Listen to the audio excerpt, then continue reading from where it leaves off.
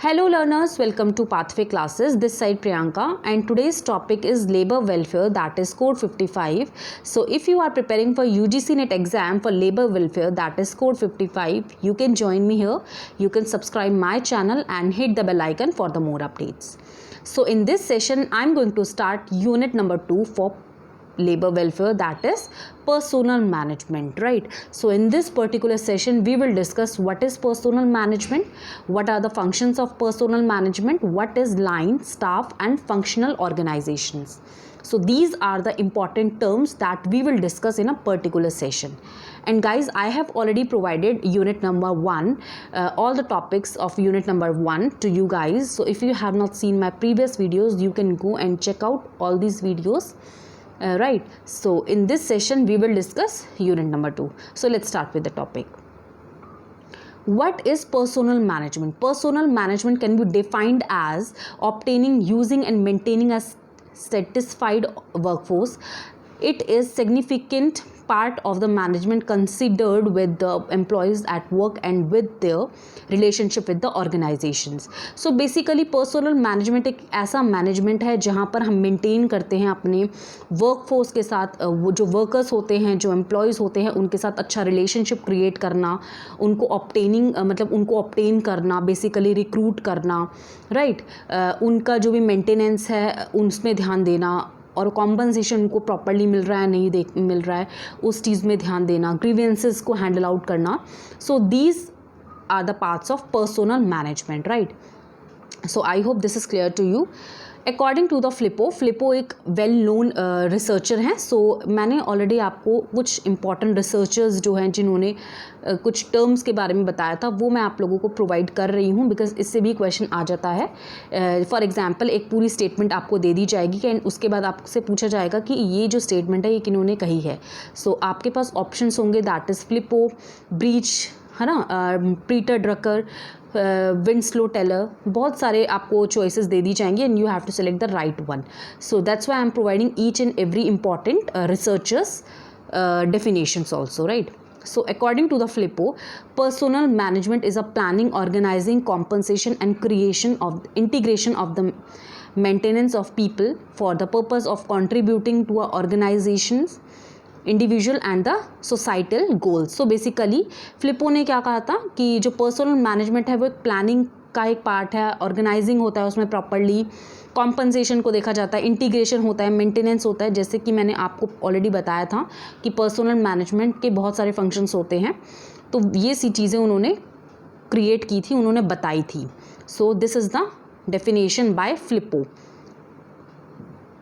According to the Brech भी बहुत well known researcher हैं. सो मैंने इनका भी प्रोवाइड कर दिया है आपको. Personal management is a part which is primarily considered with the human resource of the organisation. Basically ये कंसिडर, हम इसको ह्यूमन रिसोर्स के जो डेफिनेशंस हैं या फिर हम उनके फंक्शंस के बारे में बात करें तो इससे मिलते जुलते ही होते हैं. Personal management and human resource management के अगर आप फंक्शंस को फाइंड आउट करोगे, डेफिनेशंस को फाइंड आउट करोगे तो थोड़ा बहुत एक पार्ट है ये, राइट.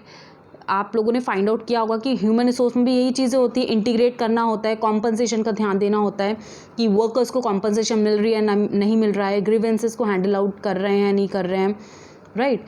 और जो भी मेंटेनेंस है, इंटीग्रेशन है, ऑर्गेनाइजिंग है, प्लानिंग है, ये सब चीज़ें भी ह्यूमन रिसोर्स में आती हैं. सो ब्रीच ने भी यही कहा है कि जो पर्सनल मैनेजमेंट है वो भी एक पार्ट है ह्यूमन रिसोर्स का ऑर्गेनाइजेशन में. सो this is okay.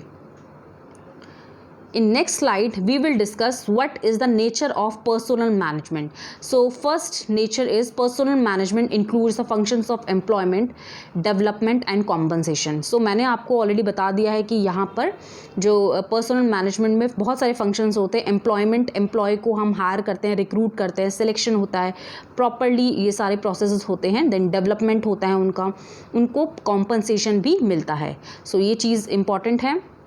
Second important point है, personal management is an extension to general management. So basically अगर हम देखें ये एक एक्सटेंशन है जनरल मैनेजमेंट में.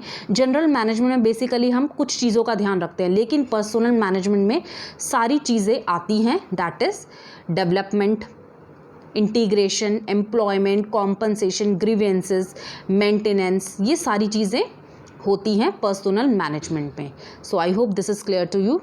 Third important point is personal management exists to advise and assist the line managers in a personal matters. So basically यहाँ पर अगर हम देखें पर्सनल मैनेजमेंट एडवाइस, अगर हम देखें लाइन मैनेजर्स कौन से होते हैं, जो टॉप टू बॉटम से होते हैं, दैट इज़ यहाँ पे कमांड उनकी फुलफिल करनी होती है. एक प्रॉपर्ली चेन ऑफ कमांड होती है, जैसे कि हम टॉप मैनेजमेंट ही हमें पूरा डिटेल फॉर्म में बताते हैं कि क्या हमारे ऑब्जेक्टिव्स हैं, क्या हमारे गोल्स हैं, देन उसके अकॉर्डिंग जो भी सबऑर्डिनेट्स होते हैं वो वर्क करते हैं. सो पर्सनल मैनेजमेंट में यही बोला गया है कि जो लाइन मैनेजर्स होते हैं वो मतलब उनसे एडवाइस वो एडवाइस देते हैं to the staff managers, right. So I hope this is clear to you. Next important point is personal management lays emphasis on action rather than making lengthy schedules, plans or the work methods. So basically personal management basically actions पे emphasize करता है, actions को develop करता है, ना कि वो लेंदी schedules, plans या फिर ग्रीवेंसेस को हैंडल आउट करना लेंदी तरीके से. वो बेसिकली डायरेक्टली एक्शंस को हैंडल आउट करता है. ठीक है. Next important nature is it is based on the human orientation. It tries to help the workers to develop their potential fully to the concern. So basically ये human orientation के basis पे है personal management. यहाँ पर हर एक individual worker का, employees का जो भी अपना एक डेवलपमेंट है वो होना चाहिए ऑर्गेनाइजेशन में. उनका जो भी सजेशंस हैं वो कंसिडर होने चाहिए ऑर्गेनाइजेशन में. गोल्स के लिए वो डेवलपमेंट लेकर आए अपने वर्किंग में, राइट. सो ये सब चीज़ें आती हैं पर्सनल मैनेजमेंट के अंदर. Next important part is functions of personal management. So we have two types of functions. First is managerial functions and the second one is operative functions. So managerial functions जो होते हैं उसमें आता है planning, organizing, directing, coordinating and controlling. So मैंने already आपको each and every topics के बारे में डिस्कस कर लिया है प्रीवियस सेशन में. सो वो आप वीडियो एक बारी देख लेना, राइट. सो प्लानिंग में बेसिकली अगर हम थोड़ा सा ओवरव्यू मैं आपको दे देती हूँ कि प्लानिंग में क्या होता है. प्लान करना होता है जो भी एक्शंस होते हैं कि हमें किस तरह से प्लान आउट करना है, वो सब चीज़ें हम सेटअप करते हैं कि हमारा मतलब हमारा एक साल में कितना गोल्स होने चाहिए, कितना हमारा जो भी टारगेट्स है वो होना चाहिए. तो वो प्लानिंग प्रॉपर्ली होती है. देन उसके बाद ऑर्गेनाइज़ किया जाता है कि किस तरह से हम इस चीज़ को करेंगे, ऑर्गेनाइजेशन होता है प्रॉपर्ली. देन उसके बाद डायरेक्ट किया जाता है. डायरेक्ट मीन्स जो टॉप मैनेजमेंट होते हैं, जो भी मैनेजर्स होते हैं वो डायरेक्ट करते हैं अपने एग्जीक्यूटिव्स को. दैट मीन्स जो अपने सबऑर्डिनेट्स हैं उनको डायरेक्ट करते हैं. देन वो सारे कोऑर्डिनेट होते हैं, सारे जो फंक्शंस होते हैं, जैसे एचआर मैनेजर हो गए, एचआर के जो भी एम्प्लॉयज़ होते हैं, अकाउंट्स के डिपार्टमेंट्स के जो भी एम्प्लॉयज़ होते हैं, वो सारे के सारे इंटीग्रेट हो जाते हैं. दैट मीन्स कोऑर्डिनेट हो जाते हैं और एक पर्टिकुलर गोल को अचीव करते हैं. ठीक है. देन उसके बाद कंट्रोलिंग में क्या होता है, हम अपने जो प्रीवियस गोल्स हमने अचीव कर लिए होते हैं और जो हमारे एक्सपेक्टेड गोल्स होते हैं उनको कंसिडर करते हैं, उनको एनालाइज करके इम्प्लीमेंट करते हैं और देखते हैं कि मतलब हमारा कितना गोल्स अचीव हुआ है. ठीक है. एंड देन उसके बाद हम करेक्टिव एक्शंस को लेते हैं. I hope this is clear to you. Managerial functions complete हो गया है. अब हम चलते हैं ऑपरेटिव फंक्शंस पे. सो ऑपरेटिव फंक्शंस में हम आते हैं एक वर्कर्स के बारे में, एम्प्लॉयज़ के बारे में हम फाइंड आउट करते हैं. सबसे पहला इंपॉर्टेंट है प्रोक्योरमेंट. प्रोक्योरमेंट में मीन्स मतलब जो भी रिक्रूटमेंट हो रहा है, जो भी सिलेक्शंस हो रहे हैं वो फाइंड आउट करना होता है. वो मैनेजमेंट का एक प्रॉपर रिस्पॉन्सिबिलिटी है, रोल है उनका कि अच्छे एम्प्लॉयज़ को वो रिक्रूट करें, सेलेक्ट करें. सो वो चीज़ होती है. नेक्स्ट अगर हम देखें डेवलपमेंट, हर एक इंडिविजुअल का डेवलपमेंट होना इम्पॉर्टेंट है. So second one is development. Compensation, उनको जो भी वो बेस्ट अपना कर रहे हैं तो उनको कॉम्पनसेशन भी मिले, right. In terms of rewards, in terms of जो भी अगर हम देखें इंट्रिंसिक और एक्सट्रिंसिक मोटिवेशंस होते हैं, या फिर हम बोल सकते हैं monetary and non monetary terms के बेसिस पे, फंड्स के बेसिस पे हम कॉम्पनसेशन भी दे देते हैं उनको. एंड उसके बाद हम देखते हैं इंटीग्रेशन मीन्स कि जो भी कोऑर्डिनेशन रहेगा वो सब होना चाहिए. दैट मीन्स यहाँ पे एचआर जो डिपार्टमेंट है और अकाउंट्स डिपार्टमेंट है, आईटी डिपार्टमेंट है और रिसर्च एंड डेवलपमेंट डिपार्टमेंट्स है, तो वो सारे एक तरह से कोऑर्डिनेट करें और इंटीग्रेट करें. देन उसके बाद आता है लास्ट पॉइंट, मेंटेनेंस. हर एक एम्प्लॉयज़ का मेंटेनेंस होना इंपॉर्टेंट है। दैट मीन्स उनको जो भी फैसिलिटीज़ मिलनी चाहिए वो मिल रही हैं नहीं मिल रही हैं, ग्रीवेंसेस को हैंडल आउट करना, उनके जो भी प्रॉब्लम्स हैं वो जो फेस कर रहे हैं वो सब चीज़ों को देखना। सो ये हमारे हो गए हैं operative functions. So I hope this is clear to you. अब हम चलते हैं organisational structural personal department. So यहाँ पर हम पढ़ेंगे एक पर्टिकुलर, मैंने एक स्ट्रक्चर आपको दे दिया है जिसमें कि मैंने एचआर और पर्सनल डिपार्टमेंट के बारे में बताया। जैसे कि ओनर मैनेजर है, मैनेजर के बाद यहाँ पे आ जाते हैं मैनेजर पर्सनल, मैनेजर जो एडमिनिस्ट्रेटिव के होते हैं एचआरडी हैं और आईआर के हैं। देन उसके बाद अगर हम देखें यहाँ पे वो अप्रेजल, जो भी एचआरडी होते हैं मैनेजर, वो क्या करते हैं, अप्रेजल को देखते हैं और ट्रेनिंग एंड डेवलपमेंट प्रोवाइड करते हैं। सो हर एक इंडिविजुअल, हर एक जो भी ऑर्गेनाइजेशन का जो डिपार्टमेंट है उनका अलग अलग रोल है।